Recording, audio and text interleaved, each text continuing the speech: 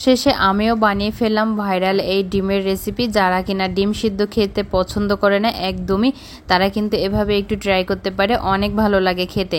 চলুন তাহলে দেখি না আমি কিভাবে তৈরি করেছি। প্রথমে আমি এখানে সবগুলো উপকরণ একসাথে করে নিয়েছি। যেমন ডিম সেদ্ধ তো প্রথমেই লাগবে, টমেটো সস, লবণ, চিনি, এটা হচ্ছে তেঁতুলের সস, এটা কিন্তু অবশ্যই লাগবে, কাসুন্দি, তারপর পেঁয়াজ কুচি, লেবু, শসা, ধনেপাতা, শুকনো মরিচ সব কিছু আমি নিয়ে নিয়েছি। এখন শুকনো মরিচটা লবণ দিয়ে ভালো করে একটু চটকে নেব।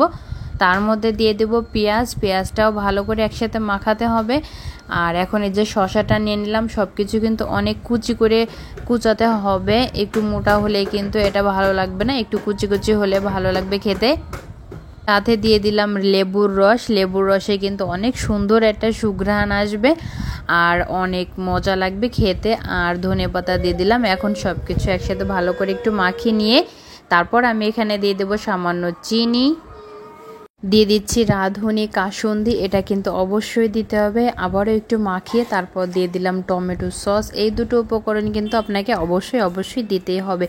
একটু ভালো করে মাখিয়ে নিয়েছি আর দেখুন এটা দেখতে কতটা লোভনীয় লাগছে। আর এখন হবে মূল কাজ। এখন আমি ডিমটাকে ভালো করে ছুরি দিয়ে একটু মাঝখান দিয়ে ফেলে নেব। এটা পুরোপুরি কিন্তু কাটা যাবে না, জাস্ট অর্ধেক থেকে একটু নিচ পর্যন্ত এটাকে একটু কেটে নিতে হবে। আর তারপরে যে মশলাটা আমি মাখিয়ে রেখেছিলাম ওই মশলাটাই এর ভিতরে দিয়ে দিতে হবে ভালো করে।